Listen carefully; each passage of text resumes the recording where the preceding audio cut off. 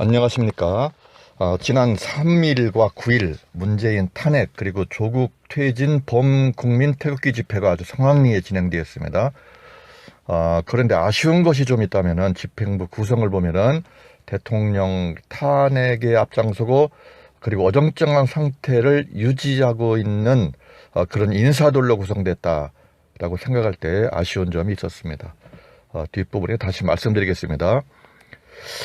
요즘 태블릿 PC 담당자였던 전 청와대 행정관 김희종이 며칠 전 정규제 TV에 나와 장시간 인터뷰하는 걸 보았습니다.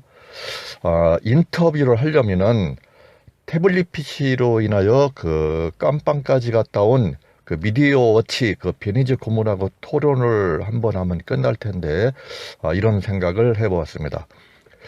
장시간 인터뷰를 했는데 요지는 세 가지였습니다. 첫째는 JTBC에서 보도한 최순실 태블릿 PC는 최순실이 쓰던 게 맞다. 쓰는 걸 직접 보았답니다. 두 번째는 박근혜 캠프에서 근무하던 신혜원 씨가 쓰던 태블릿 PC는 반납했다고 하는데 잘 기억이 나지 않는다. 이런 말을 했고, 셋째로 그 태블릿 PC는 두 대가 있었답니다. 두 대. 그런데 한 대는 최순실이 사용했고 한 대는 신혜원 씨가 쓰던 것 같은데 그것은 공사장에서 불태웠다. 이런 말을 했습니다.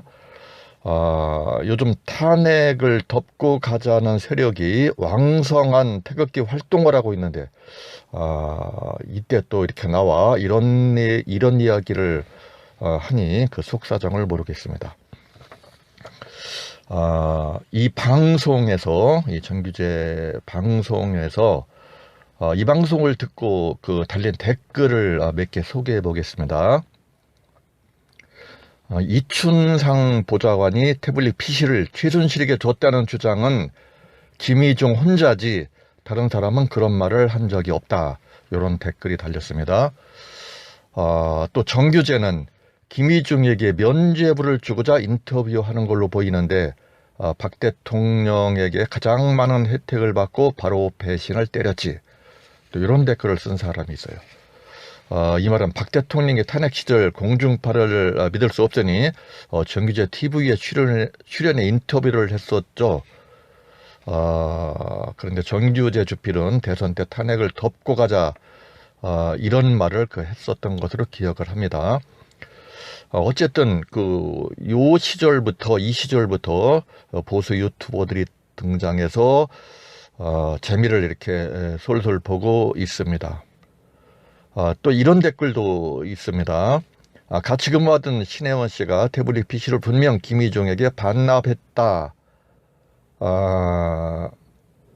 이런 말을 했었는데 김희종에게 반납했다는데 자기는 아마 듣다고 이렇게 얘기했죠. 거짓말을 하고 있다. 이런 댓글이 있습니다. 신혜원 씨가 태블릿 PC는 분명 김희종에게 반납했다는데 거짓말을 하고 있어요. 이렇게 댓글이 붙었습니다.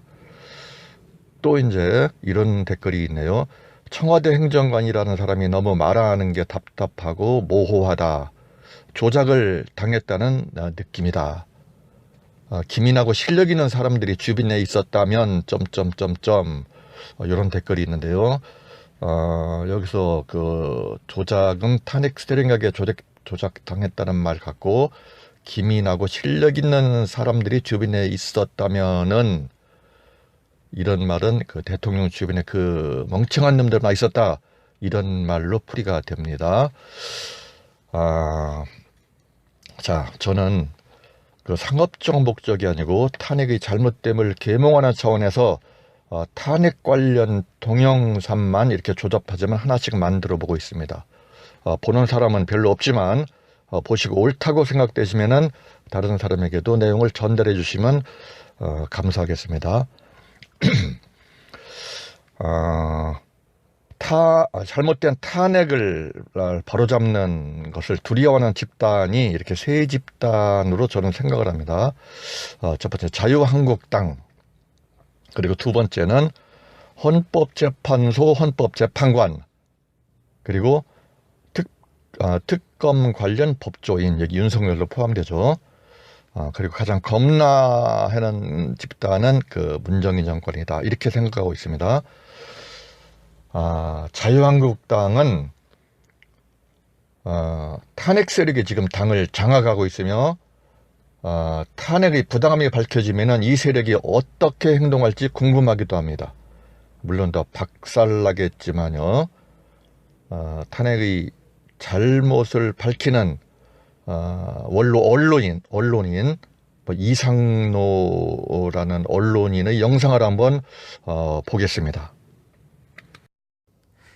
여러분 중에 박근혜 대통령 탄핵은 무효다, 잘못된 것이다 라고 생각하시는 사람 이퀄 친박이다, 박근혜 대통령을 하고 친하다, 박근혜 대통령을 사랑한다, 이 이퀄 관계가 성립하나요? 다시요. 이번 탄핵은, 박근혜 대통령에 대한 탄핵은 불법 탄핵이다, 잘못됐다, 사기 탄핵이다, 그 탄핵은 올바르지 못하다라고 주장하는 사람 이퀄 박근혜를 사랑하는 사람이다. 이 관계가 성립하냐 하는 겁니다. 물론 태극기 집회에서 나가면 탄핵이 무효를 외치는 구호들이 많습니다.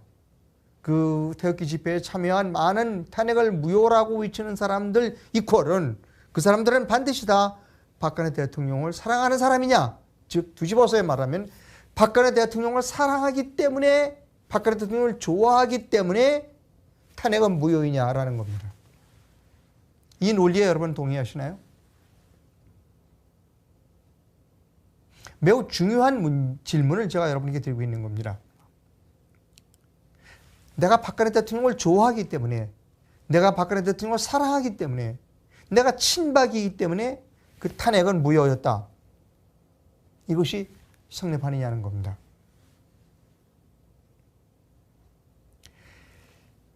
이 태극기 집회를 비난하는 사람들, 또 탄핵이 무효다라고 주장하는 사람들을 비난하는 좌파들은 무조건 싸잡아서 그 사람들을 다 통틀어서 친박이다라고 비난하고 있습니다. 저는 동의하지 않습니다.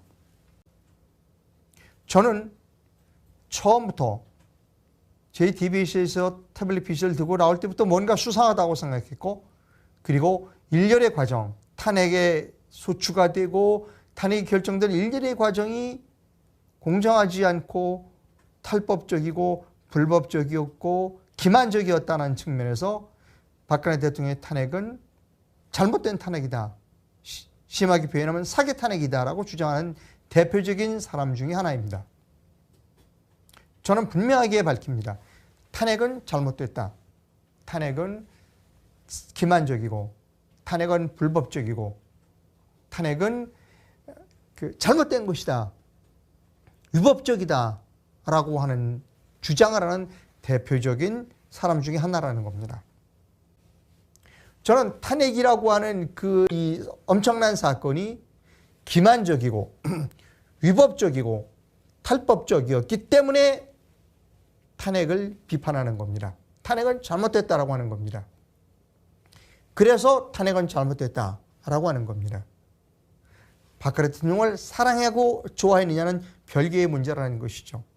우파 인사들이라고 하는 사람들도 이런 프레임에 말려들어서는 안 된다는 것이죠. 즉 1번, 박근혜 탄핵 무효 입장이 분명한 사람 이코로 친박 인사다. 이거는 좌파들의 논리에 빠진다는 겁니다. 좌파들이 공격하는 그 논리를 그대로 인용하고 있다는 것이죠. 이것은 잘못된 표현이라는 것입니다. 박근혜 탄핵 무효 입장에 분명한 사람이 100% 이퀄 친박 인사는 아니라는 겁니다. 탄핵은 잘못됐습니다. 탄핵은 기만적이고 위법적이고 탈법적입니다. 그래서 탄핵은 잘못된 겁니다. 이건 분명하게 밝히고 넘어가야 된다는 것입니다. 탄핵에 대해서 제 견해는, 그리고 어차피 자유한국당에 대한 얘기가 나왔으니까 자유한국당에서 지금 지지율이 오르지 않는다? 친박이냐 탈박이냐 통박이냐 무박이냐 고를 때가 아니라는 겁니다. 자유한국당의 지금 지지율이 올라가지 않는 가장 중요한 이유는 탄핵을 정확하게, 박근혜 대통령의 탄핵을 정확하게 말해주지 않기 때문이라는 것이죠. 탄핵은 기만적이고 위법적이고 탈법적이다. 그래서 탄핵이 잘못된 것이다.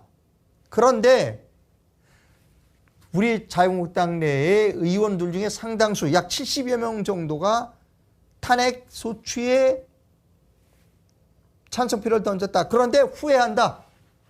왜? 속았다. 국민 여러분 죄송하다. 이제 우리는 이 잘못된 탄핵이라고 하는 것을, 잘못된 것을 올바르게 돌려놓기 위해서 목숨 바쳐서 노력하겠다라고 해야만 자유한국당의 지지율이 오른다는 것입니다. 자유한국당이 택해야 할 스탠스는 탄핵이 잘못됐다. 탄핵은 정말로 잘못된 것이다 라고 하는 확실한 입장 표명이 있어야 된다는 것입니다. 그리고 탄핵 두 번째로, 탄핵에 찬성했던 의원들은 후회한다. 뼈저리게 후회한다. 세 번째로, 남은 임기 동안 이와 같이 잘못된 일이 또다시 반복되지 않기 위하여 있는 힘을 바쳐서 노력하겠다라고 하는 선언이 있어야 된다는 것이죠. 헌법재판소 헌법재판관과 윤석열을 비롯한 특검 관련 법조인, 자, 이들도 그 탄핵이 바로잡히는 것을 두려워할 겁니다. 헌법재판관 판결에서 탄핵 반대가 빵 한 명도 없었죠. 여기가 공산주의도 아니고 어떻게 이런 결과가 나왔는지, 정확한 조사를 해봤는지, 그 신문 쪼가리 보고, 그리고 또 특검이 보내준 내용만 보고 이게 엉터리인지 진실인지 파악도 안 해보고 대통령을 파면한다는 낭독을 한 것 같습니다. 나중에 어떻게 감당하려는지 궁금하기도 하고, 그리고 특검 검사들도 이들과 똑같습니다. 엉터리 특검을 한 거죠. 요즘 윤석열 검찰총장이 보수들로부터 많은 칭찬을 받고 있습니다. 나중에 또 이자한테 한번 또 당해야 정신을 차릴 것 같습니다. 저자들이 어떤 짓을 했는지 망각을 하고 칭찬을 해야 되는데 혀를 찰 뿐입니다. 언론인 그 우종찬 기자분이 이렇게 방송하는 영상을 한번 또 보겠습니다. 박근혜 대통령 탄핵을 결정한 것은 2017년 작년 3월 10일입니다. 이 결정에 분노한 저는 그로부터 4일 후인 2017년 3월 14일 헌법재판관 8명을 직무유기, 직권남용, 허위 공문서 작성 등의 혐의로 서울중앙지검에 형사고발하였습니다. 헌법재판관 8명이 누굽니까? 제가 그 이름을 다시 한번 거론하겠습니다. 이정미, 김희수, 이진성, 김창용, 안창호, 강일원, 서기석, 조용호, 이 8명의 이름을 다 국민들은 잊어서는 안 됩니다. 제가 헌법재판관 8명을 형사고발한 데 이어서 2017년 4월 7일에는 헌법재판관 8명을 상대로 총 1억 4,380만 원을 청구하는 손해배상 소송을 제기하였습니다. 이 소장 맨 앞부분에 저는 헌법재판관 8명의 불법 행위를 4가지로 규정을 하였습니다. 피고들은 헌법재판관 8명입니다. 피고들은 첫째, 아무런 근거 없이 대통령 박근혜를 탄핵하였다. 둘째, 피고들의 이러한 행위는 중대한 헌법과 법률을 위반한 결정으로 오히려 헌정 질서를 유린했다. 셋째, 헌정사상 초유의 피고들의 결정에 반발하여 일반 국민들은 생업을 뒤로하고 비용과 시간을 들여가면서까지 국민 저항을 하고 있으며 일부 국민은 마음의 병을 얻어 불멸의 날들을 보내고 있다. 넷째, 피고들의 이 사건 결정으로 인하여 헌법적 가치에 대한 불신이 더욱 깊어져 법치주의와 헌법 가치에 대한 신뢰를 무참히 훼손하였다. 그러니까 이 헌법재판관 8명을 상대로 제가 손해배상 소송을 청구하게 된 그 이유를 이 4가지로 제가 규정을 했습니다. 세 번째로 탄핵이 바로잡히는 것을 가장 겁나해하는 집단은 아마 그 문재인 정권일 겁니다.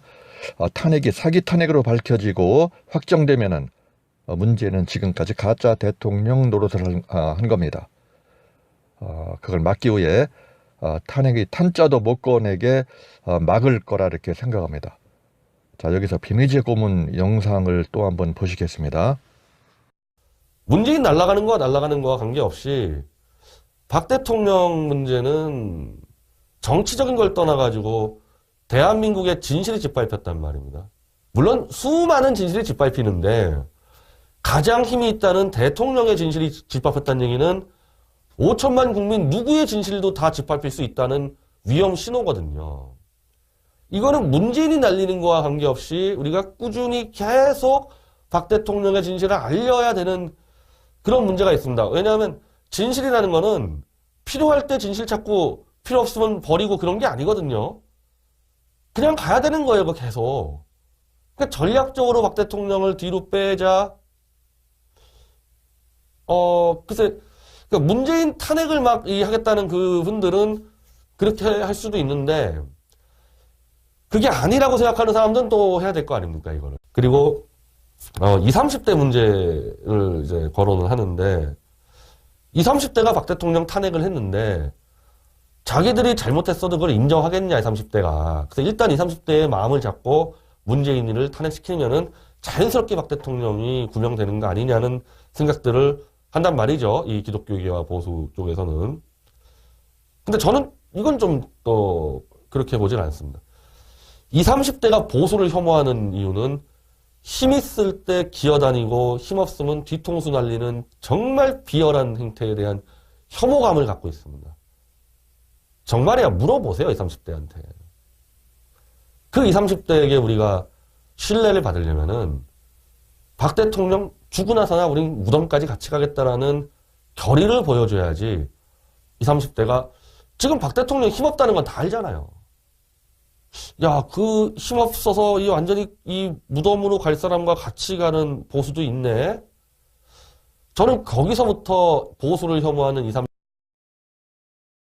30대의 인식이 깨쳐질 수 있다고 봅니다.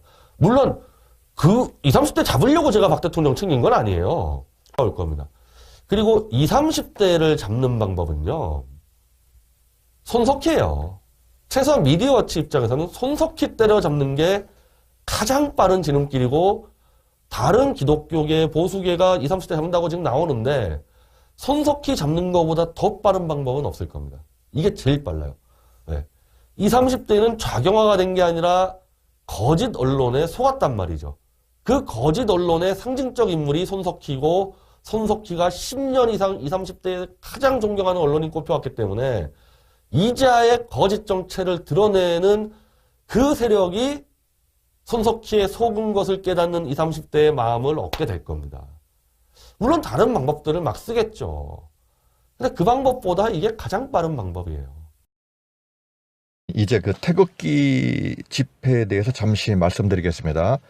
태극기 집회는 성대하게 잘 치러졌습니다. 그런데 태극기 집회 참석자 대부분 아마 탄핵 반대 세력이라고 저는 생각합니다. 그런데 집회 주체는 이재호 그 전 의원 등 탄핵 찬성 세력들이라고 생각이 됩니다. 앞으로 탄핵 반대 세력의 누군가가 나타나 반탄연대 또는 탄핵 바로 세우기 행동연대 등 단체를 구성하여 태극기 집회를 주도해야 할 것이라 이렇게 그 생각을 하는데 누군가 좀 앞장서줬으면 좋겠습니다. 다음 여기 사진을 한번 보시면요. 이재호 그 전 의원 사진입니다. 촛불 집회에 참석하고 이렇게 박근혜 퇴진 프랭카드를 써붙여가지고 돌아다니고 있습니다. 이재호 전 의원 사진입니다. 다음 사진은 이 사진은 김문수 전 지사와 차명진 전 의원, 이 머리 깎죠. 난 그래 이분들이 머리 깎고 탄핵 반대 운동을 이렇게 벌리려고 하는 줄 알았습니다. 자, 그런데 보니까 자, 여기서 그 이재호 앞에서 아양을 떨고 있습니다. 차명진, 김문수 머리 깎고, 자, 이재호 뒤에서 쳐다보고 있죠. 니들 참 잘한다. 이렇게 보입니다. 사진 보기는. 다음 또 요분도 원로, 그 유명한 원로 농객입니다. 저도 이분 논설을 자주 봅니다. 자주 보는데 대통령 탄핵은 정말 잘못됐다 이렇게 꾸준히 외칩니다.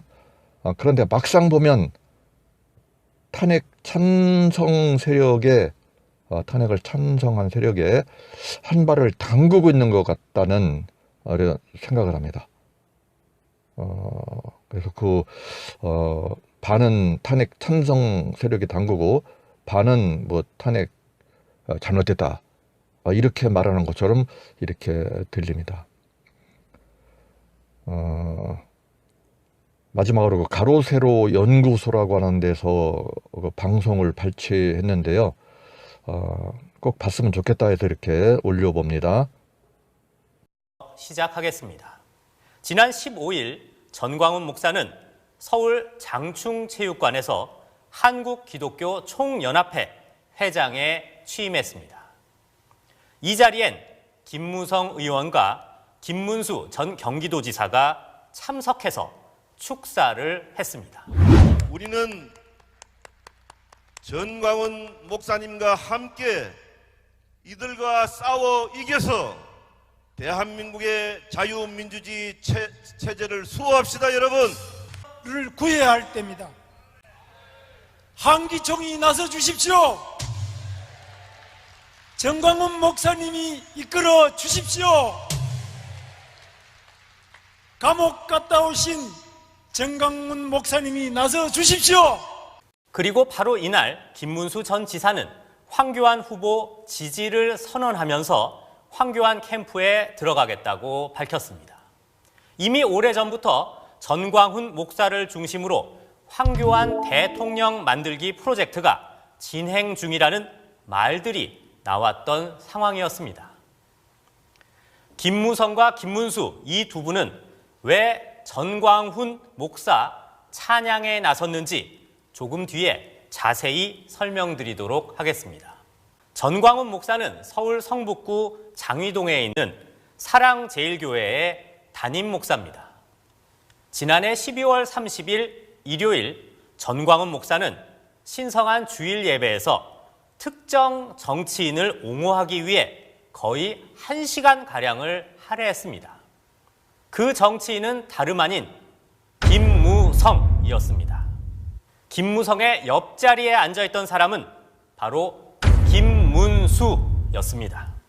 그리고 전광훈 목사는 김무성에게 대통령이 되라고 말하고 태극기 집회를 폄하하는 등 황당한 내용의 설교를 이어갔습니다.